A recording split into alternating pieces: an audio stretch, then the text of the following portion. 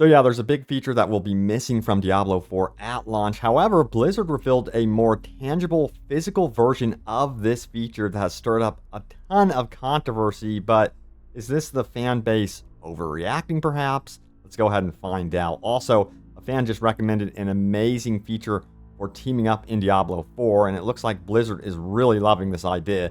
Plus, it looks like some people are upset on missing out on the Support a Streamer program and are calling Blizzard out about it. We've got an official reply about what's going on here, and will trading be significant in Diablo 4? Also, check this out right here. My first open world games video is now live on my Patreon, and it goes in depth about this insane new semi-open world game. And this video is 100% ad-free through Patreon, as are all of my Patreon videos, by the way. So yes, I can now offer you guys exclusive ad-free open world games videos through Patreon. So go get it by following that link in the description below. So yeah, you guys are here for Diablo 4, so let's get into the official news. First and foremost, starting out right here, check it out. It says, think you can cheat death? Reach level 100 on hardcore mode and tweet Diablo 4 hardcore with proof to have your username immortalized on a statue of Lilith. Offer limited to the first 1,000. Restrictions do apply. Get started June 1st. It says make your mark. Now, of course, we aren't getting actual leaderboards at launch. That's really the big feature that a lot of people want. Perhaps we'll be getting those by Season 3. Rod Ferguson did kind of tease that that could be possible. However, this post here has definitely stirred up a lot of controversy. You have to remember also recently what has happened. Check it out. It says various streamers got early access to Diablo 4. In fact, they got 10 days with the game, and many of them were able to reach max level, I kid you not, hit the end game, and become very, very familiar with the game.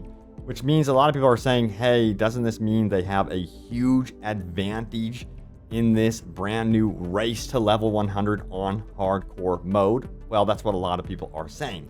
However, Rod Ferguson did confirm this out on Twitter as well. He goes on to say this: to all the Diablo 4 reviewers whose playtime is up and your characters and progress deleted, sorry, but can't wait to see you on launch day. Only 6 days till early access. So if you're wondering, hey, will these reviewers, these streamers and YouTubers be able to continue their maxed out character into launch? No, that is not going to be the case. They're going to have to start over just like the rest of us, but that still didn't impress a lot of people. People are still saying, hey, they still have a huge advantage going into this race to 100 competition. Check this out right here. This is a question from The Saga, who says, can we talk about those same creators competing in the race event you guys announced? This gives an extreme unfair advantage. This is not a new season. Setting a precedent of unfair advantage is not a good look. And the response from Rod Ferguson says, how does deleting all their progress and making them start at the same time as everyone else give them an unfair advantage? Where we got a follow-up from The Saga, who says, because a player who already knows everything about bosses, acts, and how to gear and level will have an advantage over players who never have done it. Exactly the same way everyone who trained for a marathon months in advance would win a race against someone who just heard about it. So let me know what side of the fence you guys are on with this one, or if you don't care whatsoever. But this has gone pretty viral, this situation. We also have a further reply here about Path of Exile. Check it out. This is an interesting take. It says it definitely is. Path of Exile doesn't allow early access testers to compete in seasonal events for this exact reason. So this is a little bit worrying, because if they do have future Diablo 4 partner events where they get like a first look at an upcoming season, or perhaps an expansion, and they do these sort of competitions, it seems like these partners are always going to be having an advantage. So I'm curious to see how Blizzard might have to adjust this in the future. Do you think that these Diablo partners, these streamers, YouTubers, and critics do have an unfair advantage that they should be omitted from this competition? Sound off in the comments below. Or do you think that's a bit much? Do you think that's unfair? You guys have got to check this out right here. It says this from Wired for War, who says, please add this feature. It will be a game changer 100%. It goes on to say this: if they added a looking for group title, they can toggle on and off that shows under your name. so randoms that want to team up know to send an invite. Would anyone that likes teaming up with randoms use it? It wouldn't look like this, of course, but you get the idea. And I absolutely love this idea. They can even do some sort of emblem by your username as well, showing that, hey, I'm very interested in playing with others. We've got a reply here from Rod Ferguson who says, heard the feedback, cool idea. So they aren't counting this out whatsoever. It seems like they are very interested in perhaps adding this to the game post-launch. Sound off if you would like to see this. I think there needs to be an in-game system just like this. So yeah, there was also some controversy stirred up around the Twitch Drop reward program. As you can see, all these glorious rewards that you can actually receive by simply watching your favorite Twitch streamer. I have full details on how to actually do this in my previous videos. I'll try to throw that in the description below. But also there was another part to this, the support a streamer program as well. There's some cool rewards on the table, but also controversy related to this stuff because there's a lot of streamers that are like, hey, why wasn't I picked as a channel to participate in these rewards? So first and foremost, we have to go into the fact that there is a massive difference between the Twitch Drop reward system and then also support a streamer. So it goes on to say this, the below list of Twitch drops can be earned by watching any channel in the Diablo 4 category with drops enabled. You have to enable drops when you're actually streaming Diablo 4 to even participate, but this applies for any channel. However, there is a difference with support a streamer. So if you scroll down, it says from June 5th, 4 p.m. PDT to July 2nd, you can also show your support for eligible Diablo 4 creators by gifting their channel 2 Twitch subscriptions of any tier. Doing so will earn you the rugged Primal Instinct mount as a reward. And some streamers are like, I'm missing out on this. Why wasn't I picked? Why am I not under the eligible channel list? So let's go to Twitter because this was asked to Adam Fletcher. He says this right here. He says, for transparency purposes, support a streamer was offered to all creators who streamed either Diablo 2 Resurrection, Diablo 3, Diablo Immortal over the last 6 months, or Diablo 4 beta slam tests. They were notified via Twitch notifications for opting in. Furthermore, he says this, if you had marketing communications disabled in your Twitch settings for notifications, you may have never received in, which is why it's important to keep those options enabled for future promotions and opportunities from Twitch. So the more you know. Furthermore, he says the program had an overabundance of signups and we inserted the maximum amount we could based off of platform limitations. This does not mean everyone who opted in made it, but we made sure to do removals at random and not by any requirements beyond the above. So yeah, it seems like Twitch has these limitations for this type of support a streamer program, which does actually suck.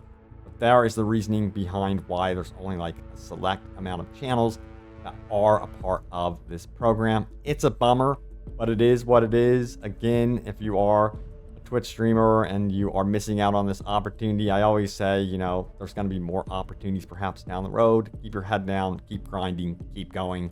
That's what I do as well. So yeah, that's my recommendation. Now, we have this one right here on Twitter from Fake, who says this right here.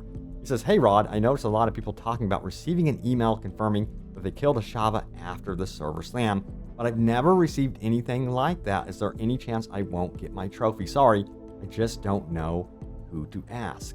And we have Rod Ferguson, who confirms it's possible you haven't opted in to get notices from Blizzard. So if you have not gotten an email, don't panic. It doesn't mean you're missing out on your mount trophy, of course.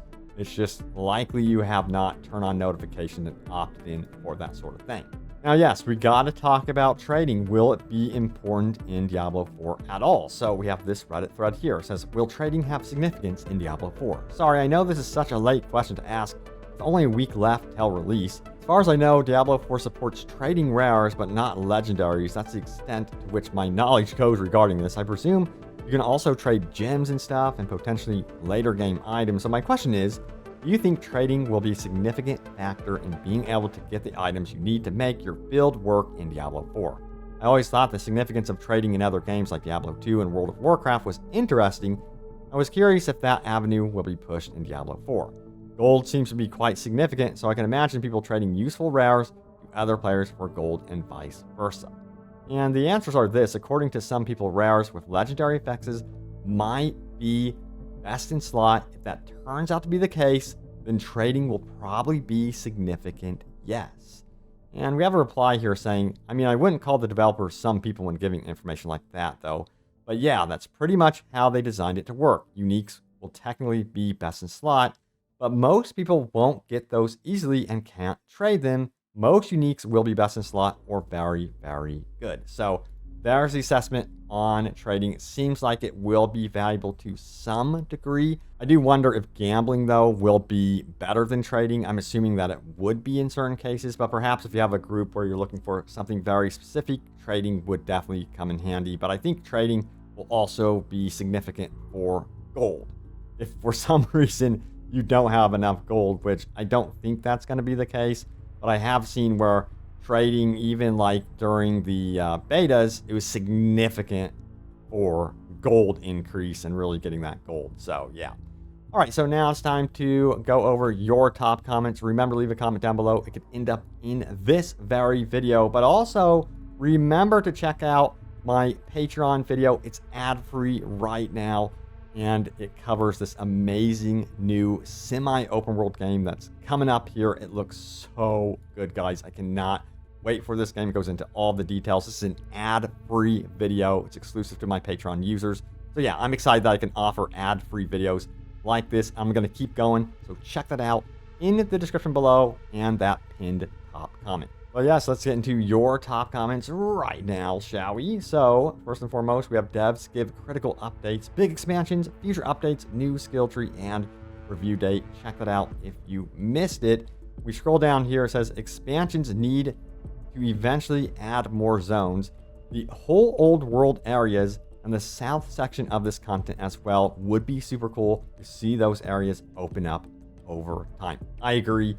And yeah, they haven't been really shy about this either. It seems like they are very interested in expanding this world in the future. You know, they've kind of said, this is the open world map at launch. And to me, that's a tease, of course.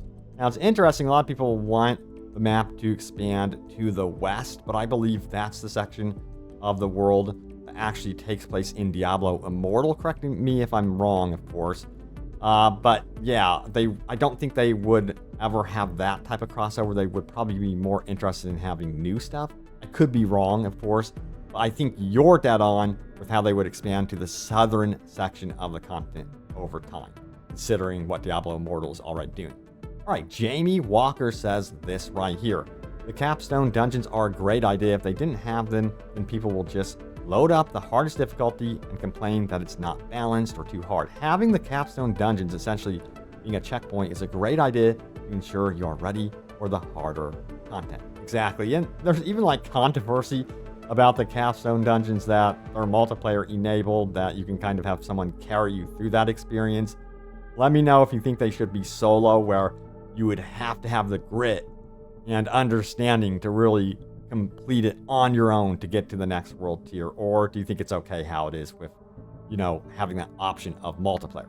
Now, Jeffrey Hill says this: I think the world tier 1 and 2 level 50 cap is being misunderstood. The monster cap is at level 50, but your character keeps leveling per usual. They specifically said, for example, you can level up to 60 if you stick around to wrap up remaining content. It would make that world tier easier to play. Just eventually, you would outgrow the world tier and need to go to world tier 3. Having floors like strongholds and caps like world tiers is a great thing in my opinion. So while the world scales, it isn't 100% scaling in all circumstances. Yeah, it's just a way to encourage you to move up, you know, to the next level. And most people are going to want to do that anyway because the rewards are more significant in those higher world tiers versus world tier 1 and world tier 2. We're talking about ancestrals, uniques, you know, that sort of thing. But yeah, there it is. The latest happenings around Diablo 4. Thank you all so much for the love and support on the videos. I can't get over it. But yeah, stay tuned here. We are nearing the actual early access launch of Diablo 4, June 1st, 4 p.m. PT time. I cannot wait. I'm ready to go. Thank you all, and I will see you next time. Take care.